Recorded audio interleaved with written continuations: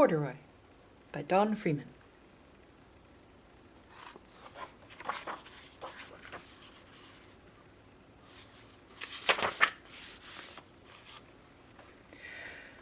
Corduroy is a bear who once lived in the toy department of a big store.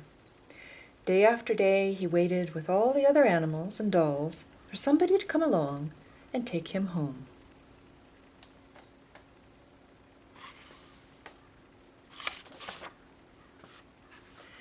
The store was always filled with shoppers buying all sorts of things, but no one ever seemed to want a small bear in green overalls. Then one morning a little girl stopped and looked into Corduroy's bright eyes. "Oh, Mommy," she said, "look, there's the very bear I've always wanted."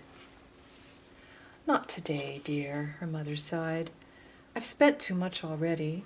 Besides, he doesn't look new. He's lost the button to one of his shoulder straps."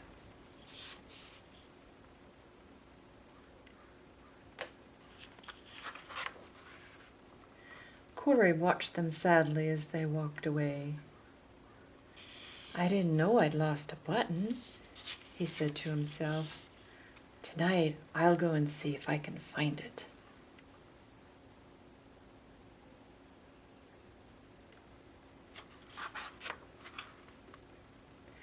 Late that evening, when all the shoppers had gone and the doors were shut and locked, Corduroy climbed carefully down from his shelf and began searching everywhere on the floor for his lost button.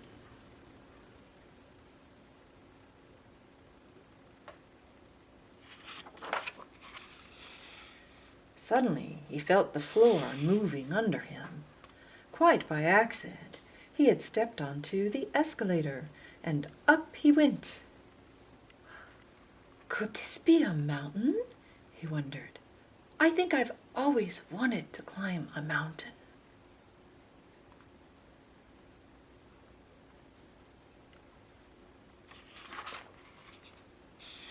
He stepped off the escalator as it reached the next floor, and there, before his eyes, was a most amazing sight.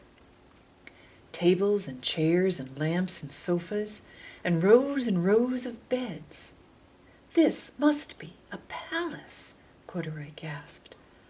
"I guess I've always wanted to live in a palace."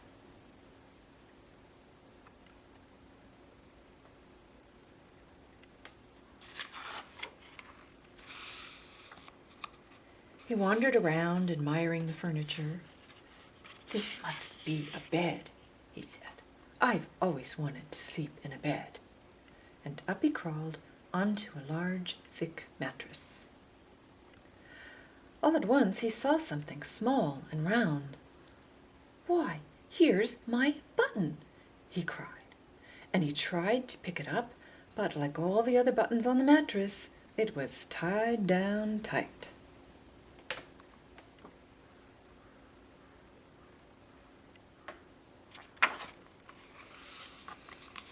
He yanked and pulled with both paws until, pop! Off came the button, and off the mattress Corduroy toppled, bang, into a tall floor lamp. Over it fell with a crash.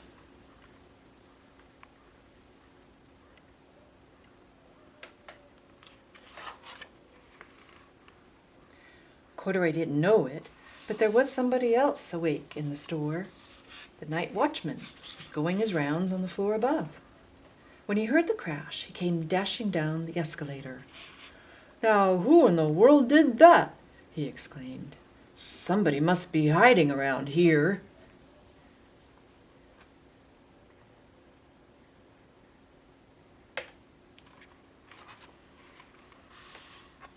He flashed his light under and over the sofas and beds until he came to the biggest bed of all, and there he saw 2 fuzzy brown ears sticking up from under the cover.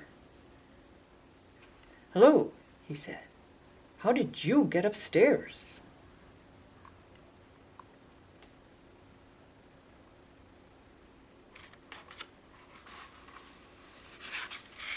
The watchman tucked Corduroy under his arm and carried him down the escalator and set him on the shelf in the toy department with the other animals and dolls.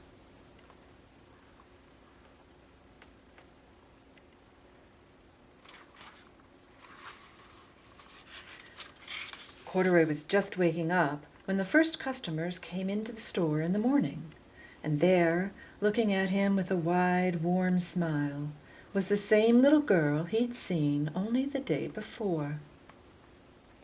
"I'm Lisa," she said, "and you're going to be my very own bear.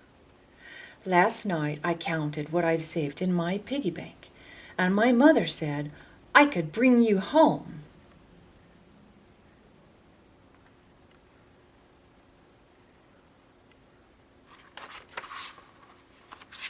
"Shall I put him in a box for you?" the saleslady asked. "Oh, no, thank you," Lisa answered, and she carried Corduroy home in her arms.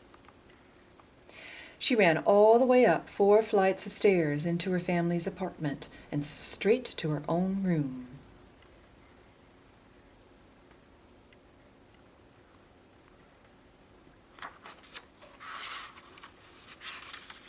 Corduroy blinked.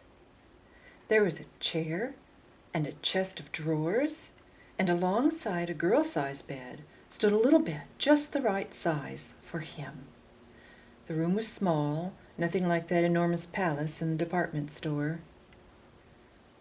"This must be home," he said. "I know I've always wanted a home." Lisa sat down with Corduroy on her lap and began to sew a button on his overalls. "I like you the way you are," she said, "but you'll be more comfortable with your shoulder strap fastened."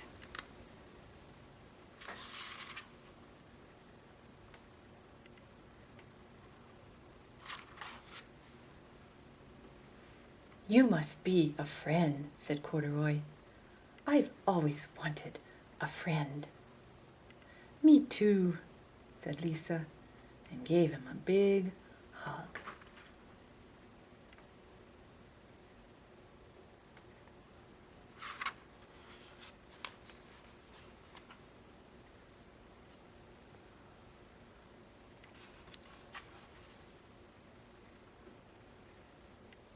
Corduroy.